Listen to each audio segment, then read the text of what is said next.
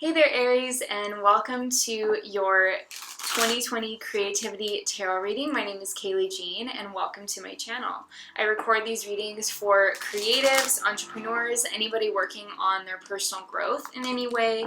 And please remember that these are general forecasts, and sometimes they might not make sense the first time you hear them, but I encourage you to come back to this video throughout the year of 2020 because it will probably start ringing some bells for you as we get deeper into the year. Also keep in mind that because this is a general reading, it may not resonate for everyone. You can always check your sun, moon, and your rising signs because maybe some combination of those three will sort of be representative of the bulk of the energy that you experience in 2020. So, Aries, while I was tuning into you for 2020, I was given this impression of someone watching, and this very complex, almost turning clockwork. And there was a moment where this kind of complex sort of clockwork was turning, and then there was a space in it. And the person quickly moved in to sort of add a piece to the clockwork, and then they stood back and they were like, yes, like they did it at the perfect time. So my guides communicate with me very metaphorically. And so for you, Aries, I feel like the metaphor that this visual is describing is that there's going to be at some point, or maybe at multiple points throughout 2020, there's going to be a point where like your ability to observe the workings of your environment is going to be a huge factor in your success. It's going to be a major resource for you because you're going to be able to see a hole that needs to be filled. For example, in your industry, if you're an entrepreneur or if you have entrepreneurial desires, you could see something that is lacking in your industry and realize that you can, swoop in there and do your thing, and that can kind of become your territory because based on your past experience that you're prepared to do that or that you have what it takes. It could also be if you work in an environment, let's say in a large company, and you really like where you work, but you would like to move up. Maybe you would like more pay, or you'd like more responsibility, or to work in a different department. There could be some kind of a vacuum created in a different department that you would really like to apply for. Maybe somebody leaves, or somebody quits, or somebody else gets promoted, and so there's this blank space. And for you, Aries, it's like you can rush in, you can fill that space with your present skill sets. But the message and the key part of this is really for you to pay attention, because if you're not watching the wheel of time sort of was like kind of what was coming through the meditation. It's like if you're not watching that and you're not paying attention, then you could very well miss it. So be on your game, Aries. I feel like you're going to be thinking very strategically this year, and I feel like there's actually going to be massive opportunities for you. You just have to be willing to pay attention and be strategic and be aligned with your own self-interest, and I think that you will be able to create win-win situations in your professional life, but also in other areas as well. So let's take a look at your cards for the year. I'm going to be using the Witch's Tarot. Aries, Aries, Aries.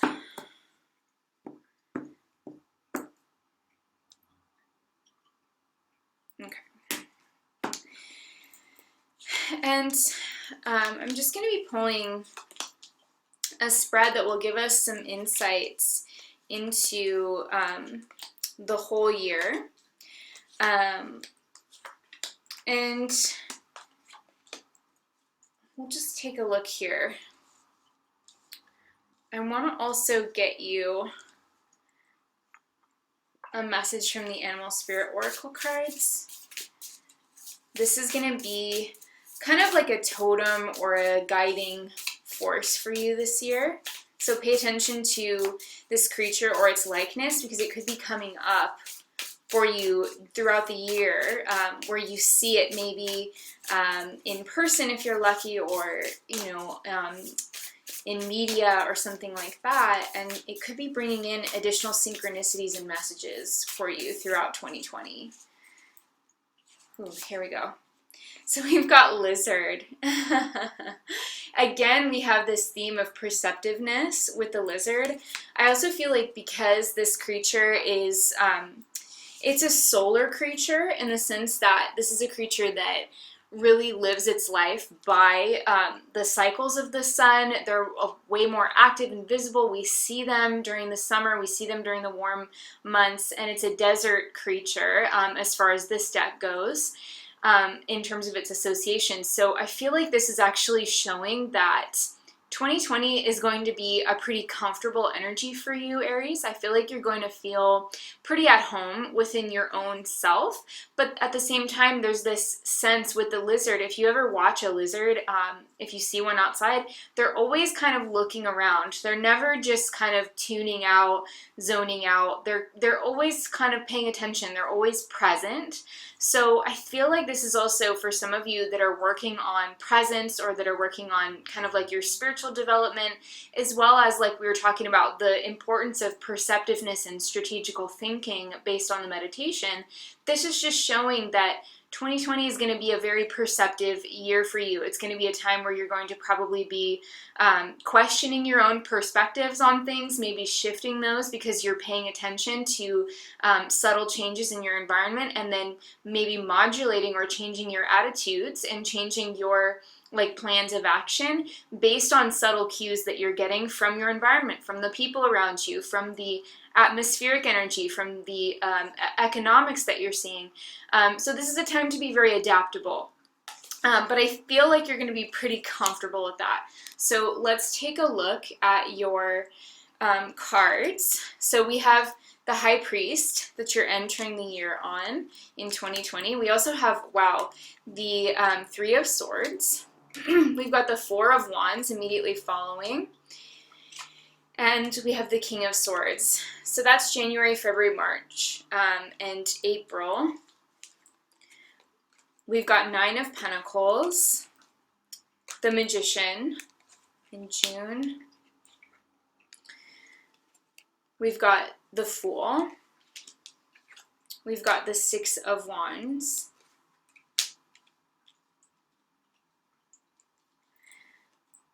We've got the King of Cups, or the Knight of Cups, I'm sorry. Knight of Cups in September. Ten of Swords, October. Seven of Swords in November. And we have the World in December of 2020. So really interesting reading. I'm actually kind of not surprised to see some of the like heavier energies in the reading kind of in the earlier part of 2020, because in January of 2020 we have the onset of some very significant astrological energies with Saturn, Pluto, and Jupiter all in Capricorn. There's going to be also an eclipse at that time, so it's pretty significant stuff for many of us. And because this is going on in the sign of Capricorn, which is your 10th house, I want to say that it's possible that for some of you, remember this is a general reading, not everybody is going to experience this, but because Capricorn is your 10th, there could be some significant changes that maybe almost cause you to feel a little insecure about your situation, kind of like in the very beginning of the year, but things quickly stabilize as a result of your actions and your adaptation, just like we talked about, you know, adapting and overcoming. And I feel like this is something that is not just personal to you, Aries. I feel that we're going to see a lot of this for many signs, because the astrology of 2020 does have some intense stuff, some very, very strong focus on Capricorn and even Cancer as well, which are both cardinal signs. They square your sign in Aries. So anything that you have in Aries is going to be contacted by square, which is a tense aspect. I mean, let's face it.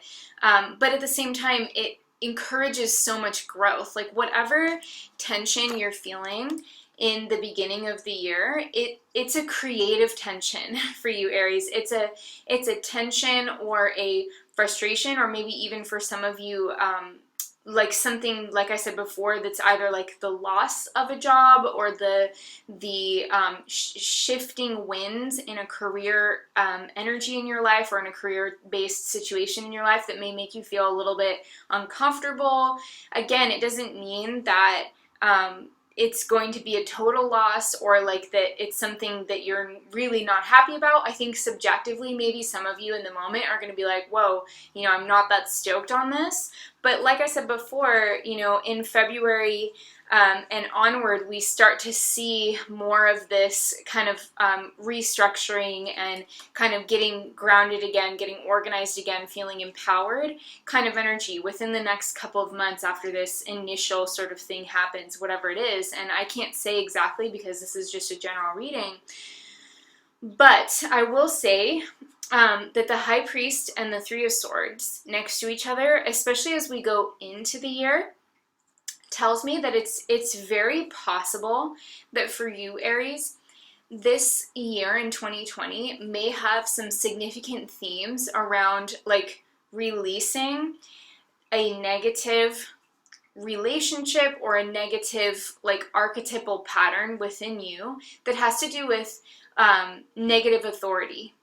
Because the High Priest can be like someone in our life who is literally in a position of authority, like a boss or a manager, or even an overbearing parent, or somebody who nitpicks you, or someone who kind of wants to control you or control your behavior.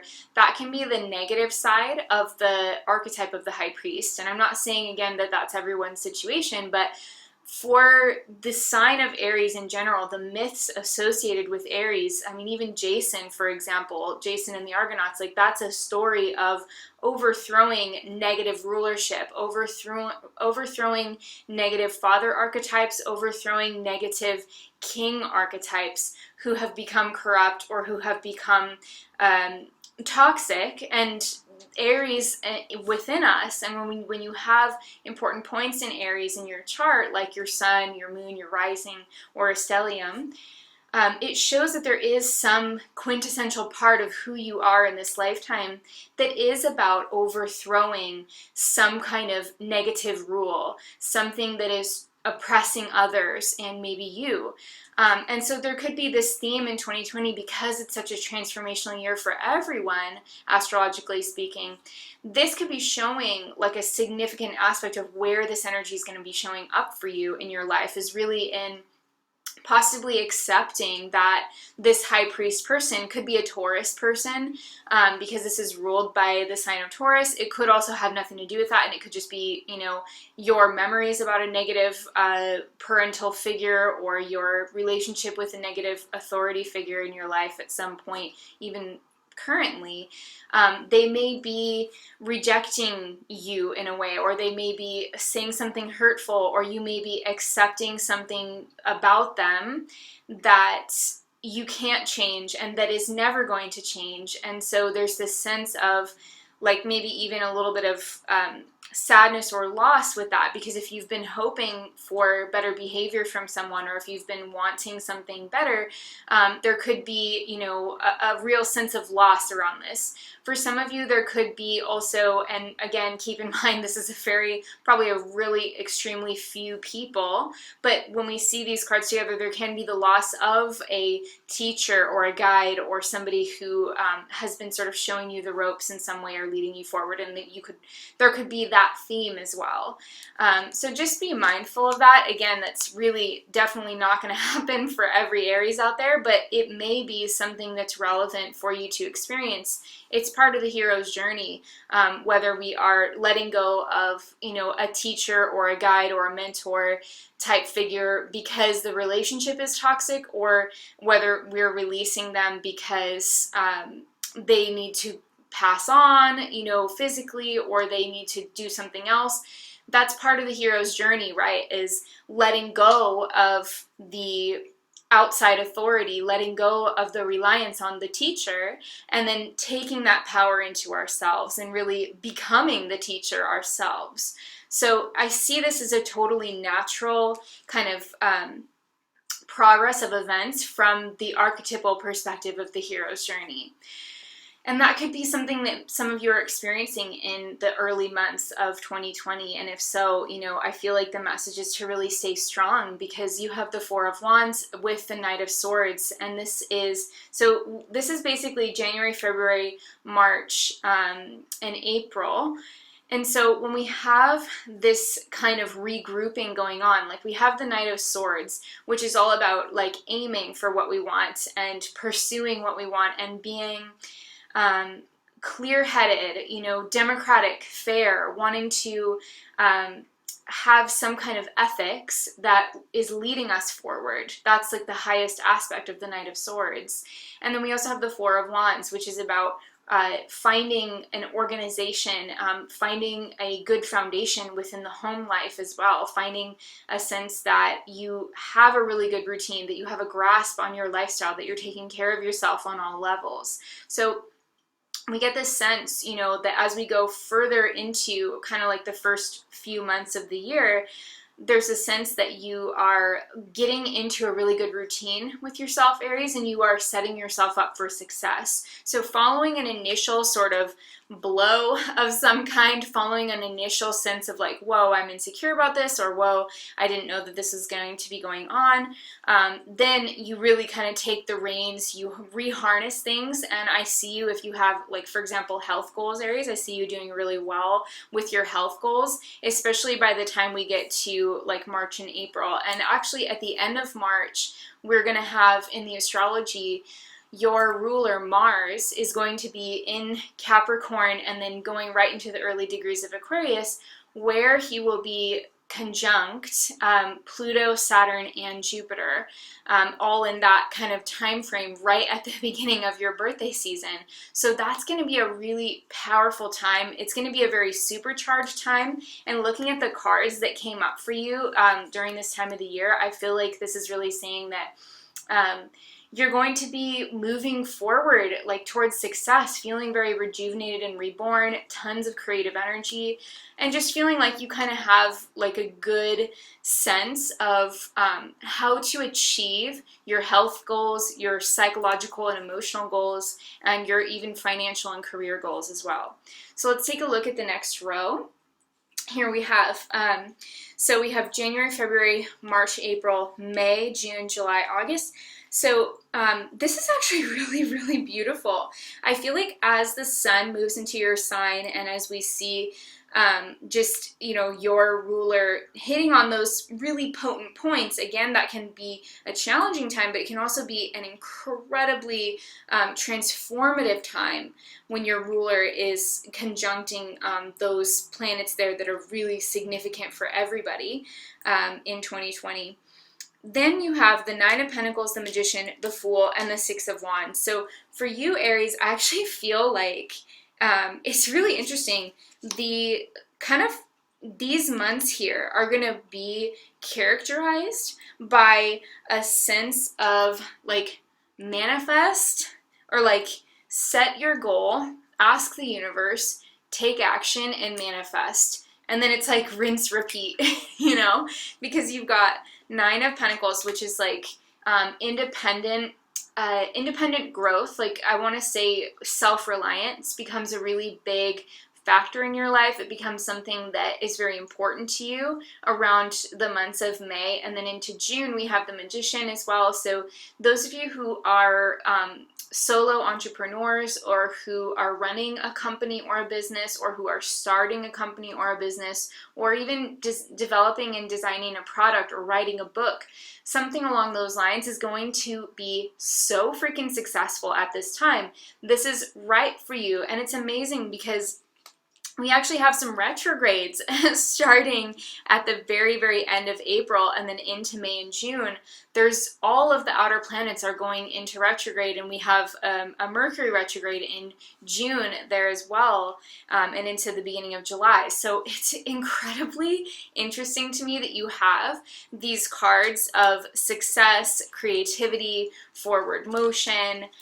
The Fool is even about like trying new things, and then you have the Six of Wands with that. So it's like having success with new things that you're just starting out at that time of the year. So I actually feel like this retrograde period in 2020 for you Aries, it's going to be a very creative time. It's going to be a very fertile time in terms of your creative energy, your ability to put energy into your projects, put soul into your projects. That's going to be a very successful way to utilize the energy of this time of the year. So that's going to be really, really great. And I see that if there's like something unique as well with the Magician and the Fool, it's like there's something at that time of the year that you're thinking like, should I do this, or is it maybe a little too risky? I feel like these cards are saying like, no, it should feel kind of risky with the Fool.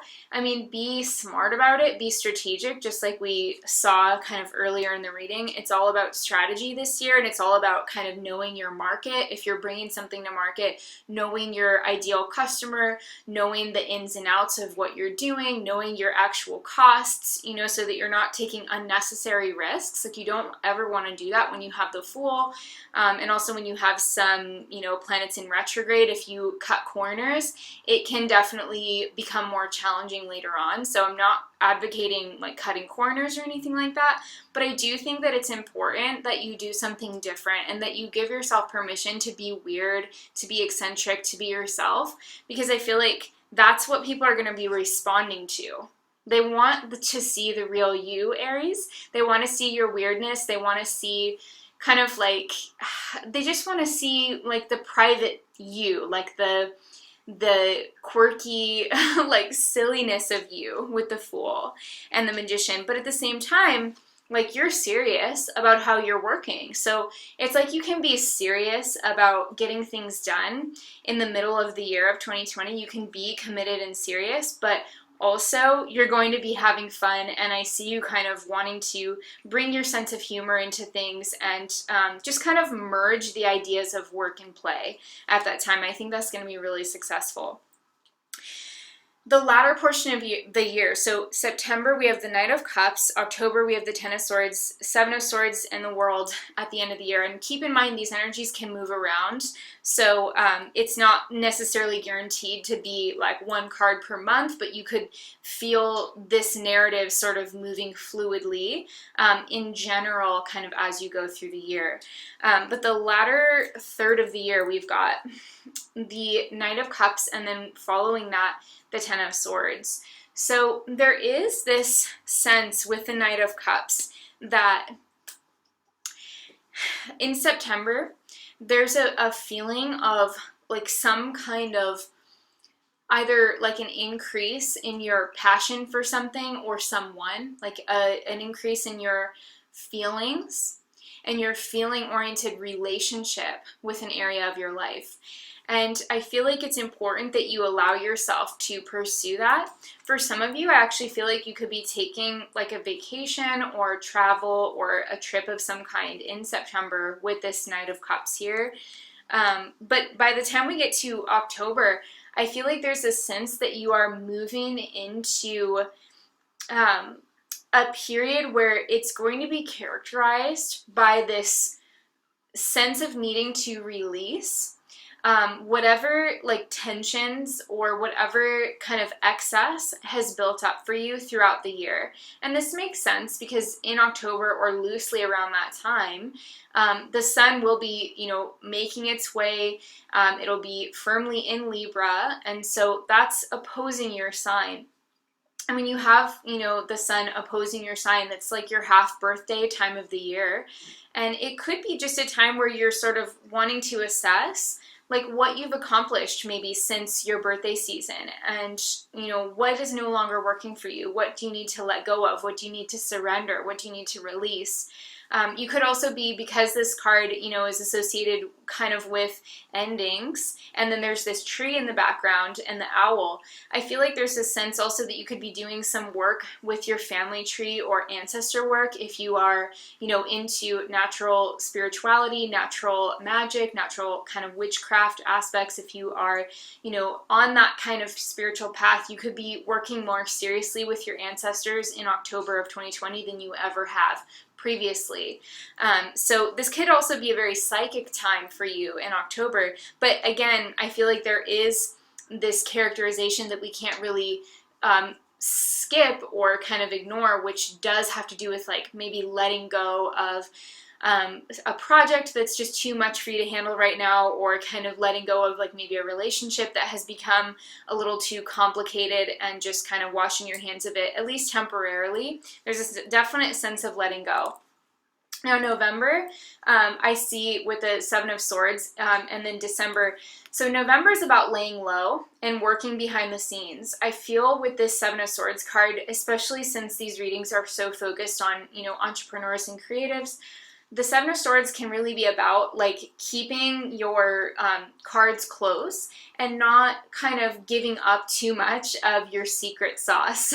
I feel like there's something that you're working on in November that is very personal, or it's new, or it's something that you feel strongly could be a major game changer for you in your business, or maybe, just creatively and artistically. And I feel like November is a really good time for you to kind of get cozy with yourself, cozy with your project, and don't really feel like you need to kind of put it out there and sing it from the rooftops yet. I feel like it's more of a process-oriented month. It's more of a month of kind of feeling things out for yourself.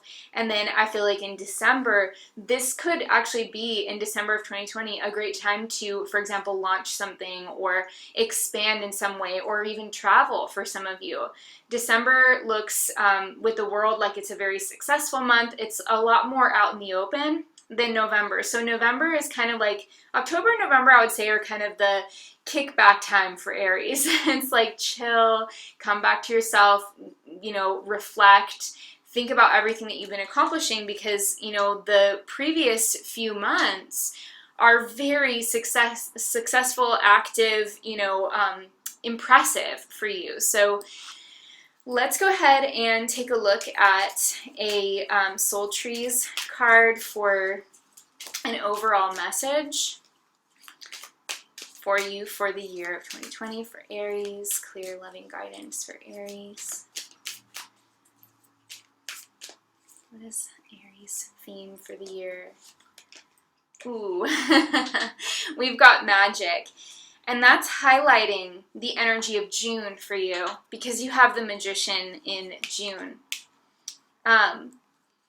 So this is significant because there's actually a solar eclipse in Cancer right around the summer solstice, or I guess it's just the solstice, depending on which hemisphere you're in, Aries. But there's, on the solstice, there's an eclipse in Cancer, which is the sign that rules symbolically your fourth house of home. So for some of you, there could be like a big change coming through for you in terms of your home life, or in terms, especially if you work from home, Aries, there could be some significant changes in that area of your life as well. But I feel some magic coming in for you for sure.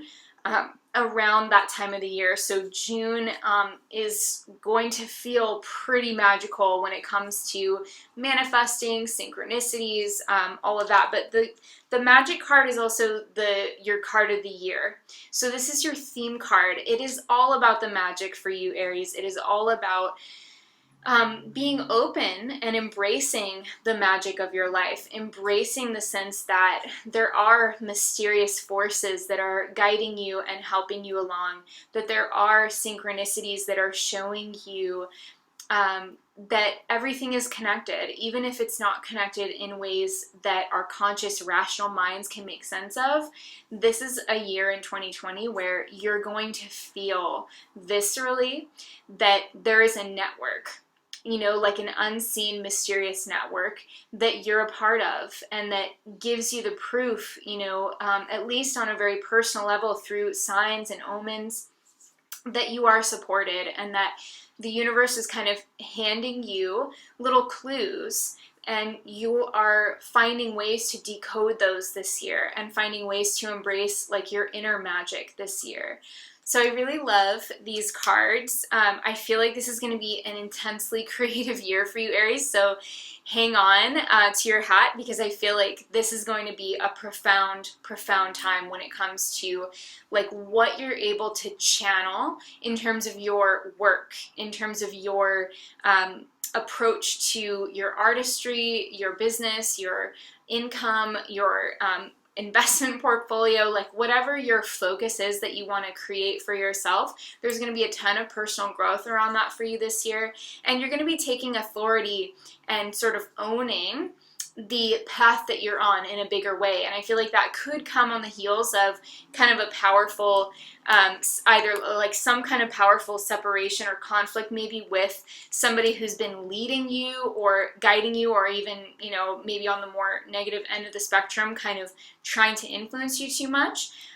But as a result of that experience, you're able to really completely step into your power, and there's so much that you're going to be able to do. So hang on to your hat, Aries. It's going to be a really significant year. I wish you all of the best. I hope that you have a very prosperous and peaceful year in 2020. Thank you so much for watching. Thank you for liking, commenting, sharing, and subscribing.